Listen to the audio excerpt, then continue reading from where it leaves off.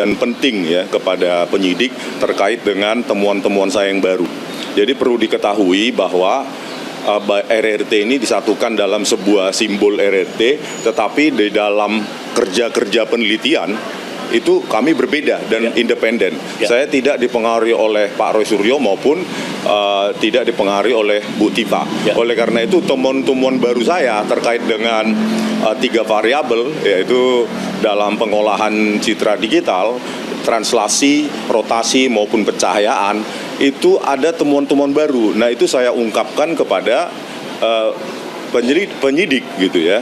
Nah, nanti proses ke depannya bagaimana, tetapi sebagai peneliti kita harus berdasarkan bukan suka atau tidak suka, benci atau tidak benci, berteman atau tidak berteman, tetapi berdasarkan temuan-temuan kita yang bisa dipertanggungjawabkan secara ilmiah.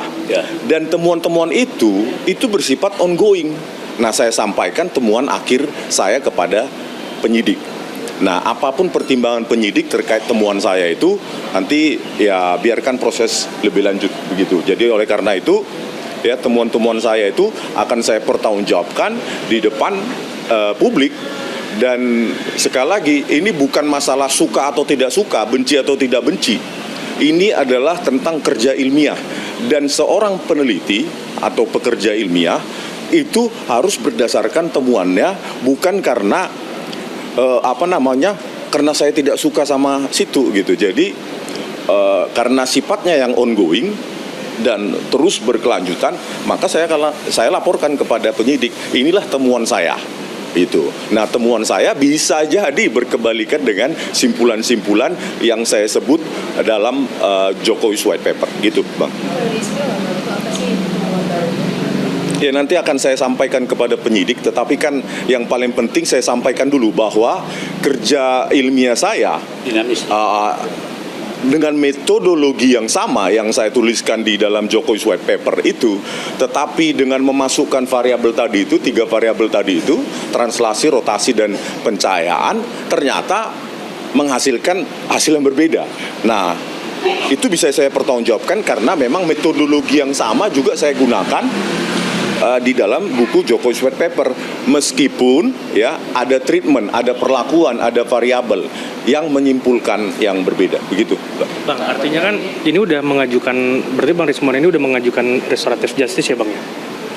Itu masih masih jauh dari pengacara saya mungkin yang bisa menjawab, tetapi kan begini, saya sebagai peneliti itu menyampaikan apa adanya, terlepas dari sorak-sorai, dukungan atau hinaan, tetapi kita harus bekerja berdasarkan objektivitas penelitian, dan itu harus bisa dipertanggungjawabkan, bukan secara verbal dinarasikan tanpa pertanggungjawaban ilmiah. Ini yang kita edukasi publik gitu loh, bahwa ya penelitian itu ya seperti itu ya, saya sampaikan kepada penyidik.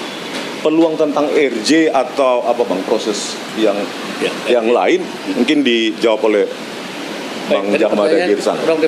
Karena tadi kan Polda Metro Jaya juga sudah menyampaikan bahwa salah satu tersangka yaitu Bang Rismon mengajukan restoratif justice. Nah, itu apakah? Ya, jadi saya mau klarifikasi ya. Tadi saya katakan di KUHP baru kita khususnya, kalau ada pertanyaannya langsung to the point ke mekanisme restoratif justice itu terbuka. Tapi selain itu juga secara on track hukum P19 kemudian kembali dan selanjutnya pelimpahan ke persidangan juga terbuka. Nah, untuk itulah kami terus melakukan, katakanlah, mendapatkan informasi yang terupdate dengan penyidik Polda Metro Jaya yang sangat bersahabat dengan kami. Ya, kalau kami tidak diterima juga datang ke sini kan percuma. Nah, oleh sebab itu penjawab pertanyaan Anda adalah itu terbuka. Itu terbuka. Masalah prosesnya nanti tentu ada di KUHP. Ya, ada pertama tentu pengajuan surat dari dalam hal ini Rismon dalam posisi tersangka saat ini ya. Dia mengajukan surat gitu loh. Kemudian diproses dan perjanjian sesuai dengan pasal 79 KUHP yang baru lah. Ada syarat-syaratnya itu kan. Jadi kalau pertanyaannya seperti itu, kalau saya selain advokat juga selaku mediator, saya suka itu. Saya kan advokat, kurator, mediator, RR semua belakang saya, pangkat saya. Jadi kalau disebut apakah ada restoratif justice atau perdamaian lah bahasa lamanya ya, terbuka banget. Jadi 4 poin tadi terbuka. Ya 2 lah ya khususnya ya. Proses lanjut ke pengadilan terbuka juga. Proses restoratif justice terbuka juga. Menurut saya posisinya sekarang minimal 50-50. Untuk itulah kami perlu lagi mendapat informasi dari penyidik. Tentu penyidik yang paling tahu. Ya penyidik dalam hal ini sesuai KUHP baru juga harus aktif. Nggak boleh lagi seperti KUHP lama. Begitu kita bicara perdamaian atau restoratif justice, biasanya kalau KUHP lama itu biasanya mereka kami nggak mau tahu gitu loh. Kalau KUHP yang baru, kawan-kawan itu sangat menganut dan sangat diwarnai oleh adanya restoratif justice. Untuk itu kami pengen tahu kemana arahnya. Jadi sesuai dengan penjelasan dari klien kami Risma Chanipar, penelitiannya juga dinamis ya. Jadi perkembangannya terus ada terus, tidak kaku karena penelitian itu tidak kaku. Sama dengan hukum juga positif. Jadi kalau ada perkembangan baru, mari yang mana yang terbaik. Statement saya yang mana yang terbaik itu yang kita pilih. Kita nggak mau menyusahkan citizen, kita nggak mau menyusahkan siapapun masyarakat, pencinta kita, pendukung kita selama ini. Pendukung atau tidak pendukung, kita tidak mau susahkan. Kita mau sederhanakan aja. Begitu. Saya selaku advokat, ya selaku mediator, selaku pendamai lah gitu. Saya sambut jika ada hal seperti itu. Kalau Anda tahu lebih jelas juga tentang itu, boleh Anda tanya saya gitu loh. Apakah gimana gitu loh. Kita terbuka, sangat terbuka. Kami sangat terbuka.